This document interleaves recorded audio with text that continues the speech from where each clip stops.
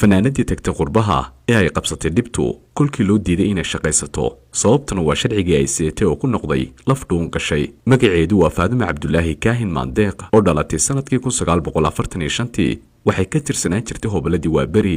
fanka waxay soo gashay 1961 heesteedii ugu horeysayna waxay ka qaaday raadiyo Hargeysa. sida ay sheegtay Maandeeq waxay tiri waaga fanka waxa loo qaadan jiray dhalinyaro gaar ahaan hablo qurux badan sharaf badan oo aan weli la guursan. marka inanta calafkeedu u soo baxana waxay ka fadhiisan jirtay fanka oo halkeeda waxa la keeni jiray inan kala gashaanti ah. fanaanada Maandeeq waxay gashay qurbaha gaar ahaan Ingiriiska kolkii wadanka lagu kala cararay 1991 sharciga ay ku baxday oo ahaa mid aan lahayn waxa ugu qornaa da'keeda markaa ka weyn 15 sano oo sidaa ku noqonaya 60 sano inay jirto. waxa loo diiday inay shaqaysato waqti aad u badan waxay ku maqnayd dabadda oo aanay maalin shaqo tegin waana sababta imika ay waxa naaqdo wadamada qurbaha.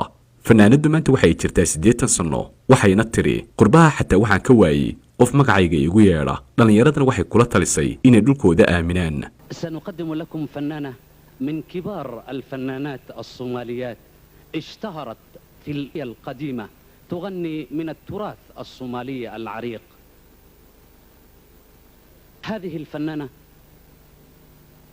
ستغني لنا أغنية اسمها بالصومالي راحية ومعناها الأغنية التي تريح الأعصاب.